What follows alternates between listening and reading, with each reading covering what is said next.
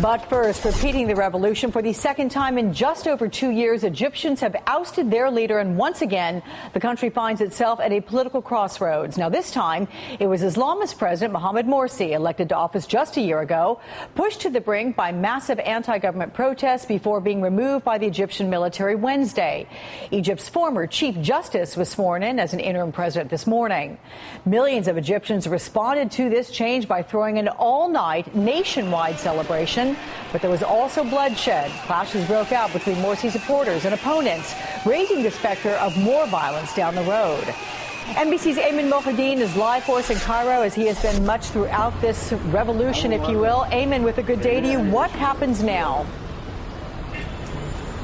Well, right now, the task of forming a government begins, and that really falls chiefly on the shoulders of the new interim president, Adli Mansour, as you mentioned, a former Chief Justice of Egypt's Supreme Constitutional Court. He's going to now be tasked with appointing a prime minister and a cabinet to try and run the day-to-day affairs of the country, and that is going to be the most pressing thing that he has to face, in addition to trying and restoring law and order, and more importantly, trying to make sure that the tensions that have been building up over the past few days do not spill over into the kind of violence that we saw last night. So those are going to be some of the immediate challenge. But without a doubt, the mid to long-term challenges are going to be to try and rebuild Egypt's democracy, or fragile democracy, get up a new constitution, prepare the country for a new round of parliamentary elections, new presidential elections. No given time frame yet on those, but you can imagine those are going to be the things he will have to start consulting with various members of the opposition, political parties, including the Muslim Brotherhood that had their president ousted last night.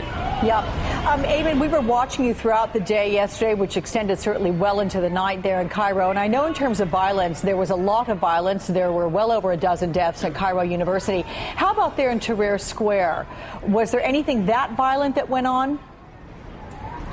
No, Tahrir Square was relatively peaceful in the sense that there were no kind of large-scale confrontations between the supporters of President Morsi and the opponents of President Morsi. That's been the deadliest type of violence that we've seen at places like you mentioned, Cairo University and elsewhere. There's no doubt that when you have hundreds of thousands of people in the square, it's an incident of, it's a place of tremendous chaos. So there's definitely be cases of sexual harassment, as we've seen over the past several days, crime, but nothing on the scale that led to the type of confrontations that led to the killing of people. Okay, NBC's Ayman Mohyeddin back on duty after just a very short break there to catch a few hours sleep. Thank you, Ayman.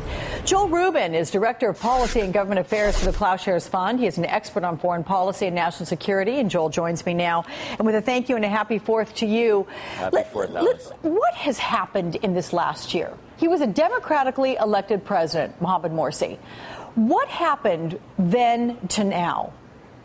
What happened from then to now is that we've seen Egyptian society really respond negatively to the leadership of Mohamed Morsi. This is an internal Egyptian matter, but it does have major external ramifications. And for the United States, folks in the administration certainly must be breathing easier this morning. But the key word is caution. And as Ayman pointed out, caution in Cairo as well. What comes next? How does this transition? These were questions they thought they dealt with a year and a half ago.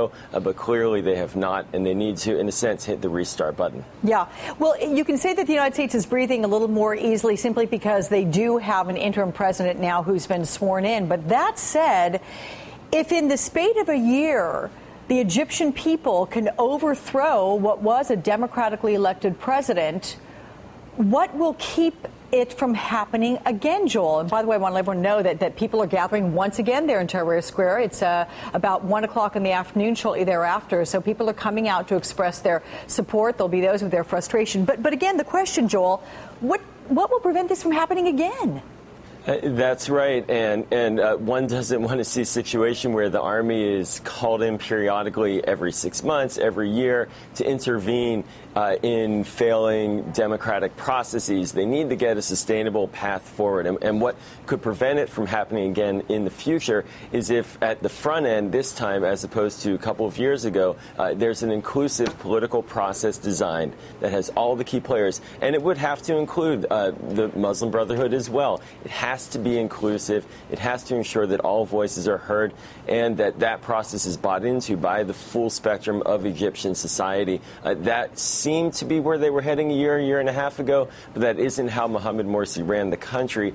And also there are historic tensions between the military and the Brotherhood that have played out as well. But clearly they're going to have to design this process differently at the front end. Okay. The Egyptian military was in control for about 16 months in that period between Hosni Mubarak's ouster and Mohamed Morsi being elected last year in June.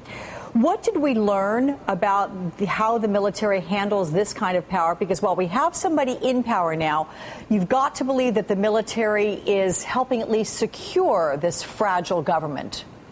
The military does not do well when it's out in front running the politics of Egyptian society. It didn't do a very effective job by any means when it ran the country for that 16-month period. It didn't like being in the limelight. And its reputation, which had been at a very high point after the revolution in 2011, its reputation sunk to bottom levels. It's back in terms of reputation. The military is a proud institution. It wants to keep that reputation. It's going to need to get out of the way and provide the kind of support of security support and service to the people of Egypt rather than political leadership. That's where they're most comfortable, and that's when they keep their reputation intact as well. Joel Rubin from Plowshares Fund, thank you so much for your time. I appreciate it. Thank you. To the White House now, where President Obama convened his national security team in the Situation Room to address Morsi's ouster and Egypt's uncertain future. Joining me now, NBC News White House correspondent Peter Alexander. And with a good morning to you, Peter. Let's see. 2 years ago, we had the president calling for Hosni Mubarak to at least step down. Yeah. This situation, how is the White House addressing the situation with Morsi? It's a good question, Alex, and over the course of the last 24 hours and certainly the several days that even preceded that, we saw the White House, this administration, proceeding very cautiously, very gingerly as they moved forward. Then late yesterday, after the events became official, it was clear that Mohamed Morsi had been pushed out of power. We received this statement from the White House, from the president specifically. I want to put it up on the screen and let you read along with me. Here's some of the most important part, the real nuggets in there that I think will strike you. The president wrote, "The future of Egypt can only be determined by the Egyptian people. Nevertheless, we are deeply concerned by the decision of the Egyptian armed forces to remove President Morsi and suspend the Egyptian constitution. I now call on the Egyptian military to move quickly and responsibly to return full authority back to a democratically elected civilian government as soon as possible through an inclusive and transparent process." There was another note that we saw in this statement from the president that I think is important. The president also directed the relevant agencies and departments in this country to look into the implications, Alex, of the aid that the U.S. gives to Egypt, $1.6 billion in total, to see how that would be impacted by what's happened overseas. Absolutely, if it is deemed to be a military coup. All right, Peter, very quickly, as it is the 4th of July, does the first family have plans? They do have plans. I just walked past the Eisenhower Executive Office building nearby. It is properly draped with flags in anticipation of today's festivities around the Capitol. The First Lady will join the President and their children today as they welcome military heroes here to the White House. They have a barbecue, a concert, the whole shebang going on the South Lawn. Starts at about 6 o'clock tonight. We expect to hear some remarks from the President as well. And Alex, the view on the South Lawn is a good one. They stare right down at the entire mall. They're going to have a spectacular shot for those folks who join them tonight as the fireworks go off this evening. Well, that sounds great. I think it's worth even you extending your time there at the White House today to stick around for that. All right, Peter, thank you.